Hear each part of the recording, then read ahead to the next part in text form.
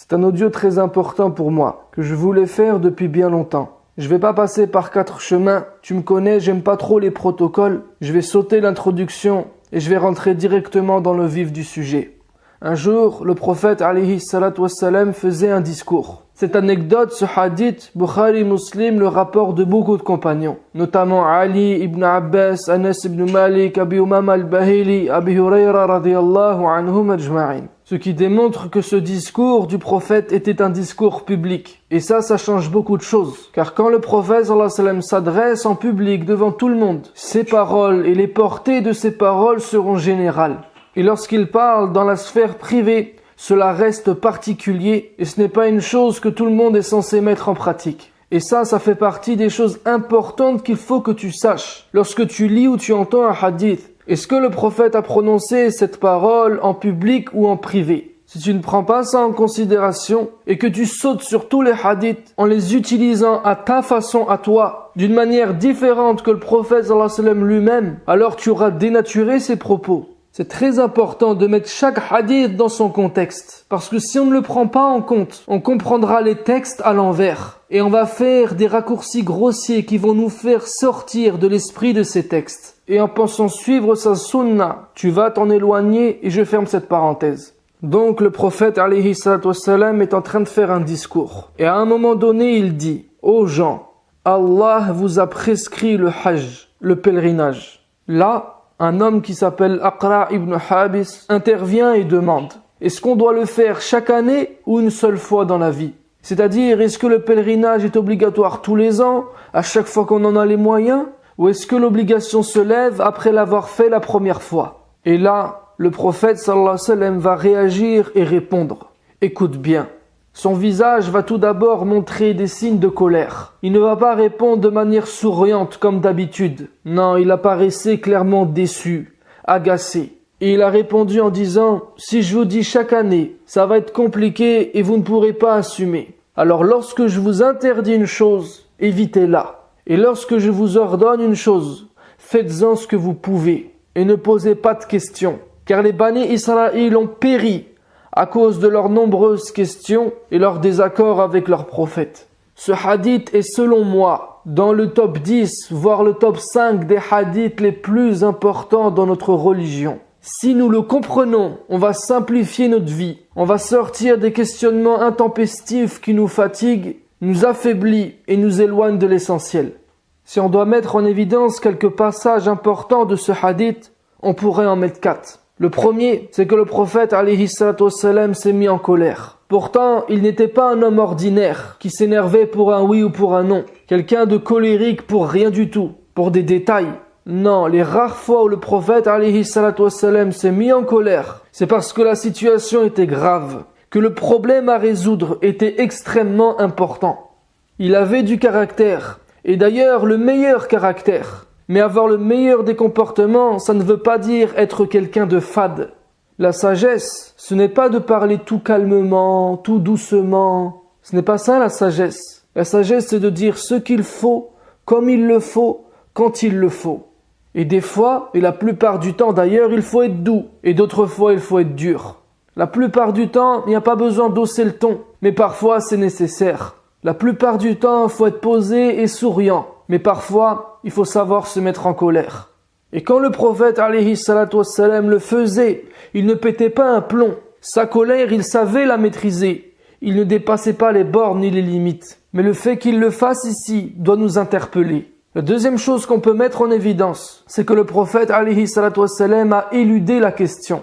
Il n'y a pas répondu. Et il n'a surtout pas répondu comme nous aujourd'hui on pourrait répondre, en voulant étaler notre science. Pourtant sa réponse aurait pu être simple, courte, brève. Il aurait pu tout simplement dire à cet homme « Le pèlerinage est obligatoire une fois dans la vie si tu en as les moyens. » Mais il ne l'a pas fait. Bien sûr, il connaît la réponse. Mais en plus d'être un savant, c'était un éducateur. Il ne donnait pas des cours, il donnait des leçons. Et s'il n'y a pas répondu, c'est qu'il l'a considéré comme une mauvaise question. Pourtant nous aujourd'hui, on la considérerait comme une question légitime. Il y a quoi de grave dans ce qu'il a dit, dans ce qu'il a demandé? Au contraire, mashallah, il va apprendre sa religion, n'est-ce pas? mais tu sais pourquoi nous, ça nous paraît normal? Parce que la religion que l'on pratique aujourd'hui n'est pas celle qu'a enseignée le prophète à ses compagnons. Eux, ils ne posaient pas de questions sur comment faire les adorations, sur la jurisprudence. Est-ce que ça c'est halal ou est-ce que c'est haram? Est-ce qu'il faut faire comme ci ou comme ça? Ya Rasulullah, comment je dois rattraper ma prière? Comment je dois la réparer? Et si je me trompe, qu'est-ce que je fais? Et quelles sont les conditions de ci ou de ça? Ça ne faisait pas partie du fiqh des sahaba que le prophète leur a enseigné. Ils ne posaient pas toutes ces questions. Ou en tout cas, ils en posaient très peu. Ibn Abbas radhiyallahu anhu, il nous dit, durant tout le temps que nous avons passé en compagnie du prophète, nous les compagnons, nous ne lui avons posé que 13 questions. Et à ces 13 questions, c'est Allah lui-même qui a apporté les réponses dans le Coran. C'est pour ça, tu vois, quand tu lis le Coran, il y a 13 versets qui commencent par « et il t'interroge sur, dis-leur ». Et pourquoi ils ne posaient pas ces questions? Parce que cela leur était interdit.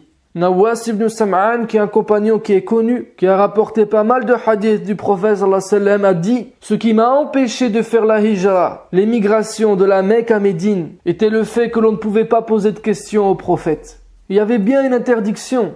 Anas ibn Malik radhiyallahu anhu, il dit, rapporté par Muslim, le Coran nous a interdit de poser des questions. Si tu cherches, tu ne trouveras pas un verset qui dit explicitement poser des questions, c'est haram. Par contre, si tu lis le Coran, tu vas t'apercevoir que c'est une chose qu'Allah reproche aux communautés qui nous ont précédés, notamment les Bani Israël, les fils d'Israël. Et là, on arrive à la troisième chose qui est mise en évidence dans ce hadith. C'est que le prophète, alayhi salatu wassalam, les oriente vers ce qu'il faut faire. Il dit, lorsque je vous interdis une chose, évitez-la. Et lorsque je vous ordonne une chose, faites-en ce que vous pouvez. Tout simplement. Grâce au principe de l'islam, au principe coranique, on peut déjà répondre à toutes les questions.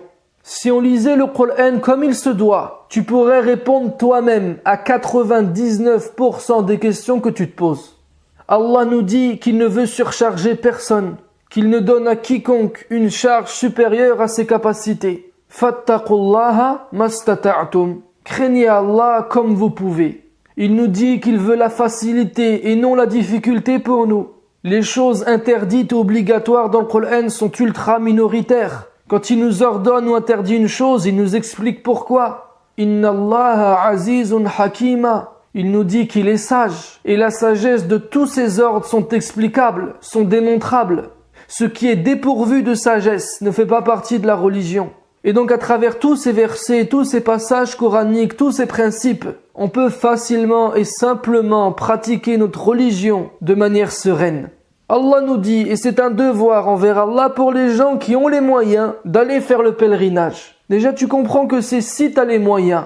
Si tu n'as pas les moyens, ce n'est pas obligatoire. Et tu comprends aussi que si tu es allé faire le pèlerinage, si tu l'as accompli, eh bien tu accomplis ton devoir. Tout simplement. Garde un contact quotidien avec le Coran et tu auras la réponse. Subhanallah, plus on s'éloigne du livre, plus on se questionne sur des détails, et plus on pose des questions bidons, plus la religion se complique. Plus le temps passe, plus la liste des interdits se rallonge et se rallonge. Plus le temps passe, plus on t'impose de faire des choses, et plus la religion devient contraignante. Et ça, wallahi, tu ne peux t'en vouloir qu'à toi-même. Parce que c'est toi qui es rentré dans ce cercle vicieux. C'est toi qui es obsédé par la jurisprudence et qui a cessé de réfléchir sur les leçons du livre d'Allah.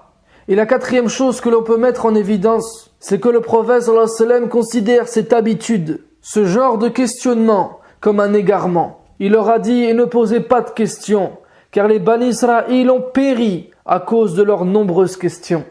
Il faudrait que l'on dise aux musulmans, poser des questions sur le halal, le haram, la jurisprudence, c'est haram dans notre religion. On arrêterait peut-être de voir certaines personnes se donner en spectacle et d'étaler leur science en répondant à des questions plus débiles les unes que les autres. Ce qui est légitime dans notre religion, c'est la réflexion, la méditation sur l'univers, la création, le sens des choses, c'est-à-dire tout ce qui va nous élever, tout ce qui va nous faire grandir, tout ce qui va nous rendre meilleurs, tout ce qui va nous rapprocher d'Allah. Mais poser des questions sur les détails des adorations, ça non. Et le prophète alayhi salatu wassalam nous dit que c'est exactement ce qui est arrivé au Bani Israël. Et donc ce questionnement est un engrenage qui mène à l'égarement. Mais encore une fois, on va pas rester dans la théorie. Et on va donner des exemples pratiques, concrets. On va rappeler la parole d'Allah lorsqu'il dit dans Surat Al-Baqarah, Surat 2, la vache, verset 67. Lorsque Moussa dit à son peuple, certes Allah vous ordonne d'immoler une vache. Cet ordre est simple.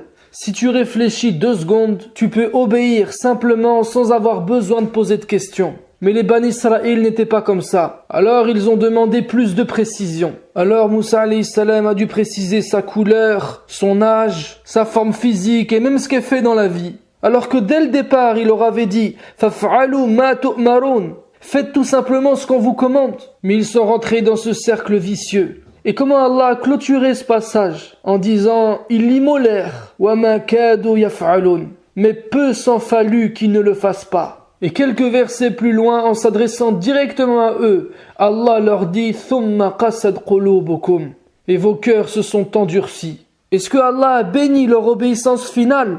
Non, au contraire, il l'a maudit. Parce que ce cheminement ne mène pas à la satisfaction d'Allah. Toutes ces questions t'éloignent d'Allah, car l'islam est et doit rester simple, logique et sensé. Grâce au Coran, on peut tout comprendre, tout s'éclaire, tout devient clair. Mais jusqu'à maintenant, on n'a toujours pas compris. Les Bani Israël devaient exécuter, parce que l'objectif, ce n'était pas l'ordre en lui-même, mais la conséquence de l'application de cet ordre. Mais eux, ils ont cru qu'il fallait tuer une vache pour tuer une vache. Alors ils ont posé plein de questions. Et nous, on fait pareil. On a fait des questions, des finalités. Est-ce que franchement, tu es serein depuis que tu es pratiquant? Faut pas mentir par fanatisme, faut dire la vérité. Moi, personnellement, par expérience, avant d'avoir appris et compris tout ce que je dis aujourd'hui sur ma chaîne, j'étais pas aussi réjoui de ma religion que maintenant. Et énormément de témoignages que je reçois vont dans ce sens-là. Je sais que la religion que l'on pratique aujourd'hui n'est pas apaisante. On lui a enlevé cette sakina, ce repos intérieur. Le cœur n'est plus en paix, parce que la tête est toujours en train de se poser des questions. Alors le cœur est rempli de wes-wes. Que ça soit au magasin, dans la rue, à la maison, tu deviens fou, t'es préoccupé, t'es obsédé, t'es malade, t'es pas normal. Est-ce que ça c'est halal, est-ce que ça c'est haram? Et pour chaque chose qui t'arrive ou que tu dois faire, qu'est-ce que le prophète a dit? Qu'est-ce que l'islam dit? Mais l'islam n'a rien dit, subhanallah. Le prophète sallallahu alayhi wa sallam t'a dit, ya aqra', c'est haram de poser des questions. Arrête de te prendre la tête. C'est pas pour ça que l'islam a été descendu. Si ta religion ne t'apporte pas cette paix intérieure, cette tranquillité, cette sérénité, sache que ce n'est pas l'islam qu'Allah a révélé. Allah subhanahu wa ta'ala a dit, ya ayyuhan nas, ô gens, une maw'idha, une exhortation vous est venue de votre Seigneur. Wa shifa'un lima fis sudur, et une guérison de ce qui est dans les poitrines. Wa hudan wa rahmatun lil mu'minin, un guide et une miséricorde pour les croyants. Qul bifadlillahi wa rahmatihi, ceci provient de la grâce d'Allah et de sa miséricorde. Fabidhalika falyafrahu, voilà de quoi ils devraient se réjouir. C'est ça l'islam, c'est une exhortation, un rappel de la vérité qui touche les cœurs et qui le soigne, qui le guérit de toutes ses maladies. L'islam, c'est une guidée, c'est un chemin droit, c'est limpide, c'est fluide. C'est pas une accumulation de recommandations qui vont dans tous les sens. Le din, c'est rahma, pour que tu vives tranquillement. Et pourquoi le din est comme ça? Parce qu'il est à l'image de son législateur. Qul bifadlillahi wa rahmatihi. Ça vient de la grâce d'Allah et de sa miséricorde. Allah est ainsi, alors sa religion est ainsi. C'est pour ça que je dis et que je répète, tu ne peux pas connaître Allah si tu comprends mal sa religion. Et c'est ça le fiqh, al-fahm ad-daqiq. C'est la compréhension précise de ce qu'Allah t'a révélé. Donc ne faisons pas comme les Bani Israël qui ont péri à cause de leurs nombreuses questions. Mais revenons à l'essentiel. Et c'est à partir de là que notre religion nous apportera cette réjouissance dont Allah nous parle. Sur ce, je te dis à la prochaine vidéo, Inch'Allah.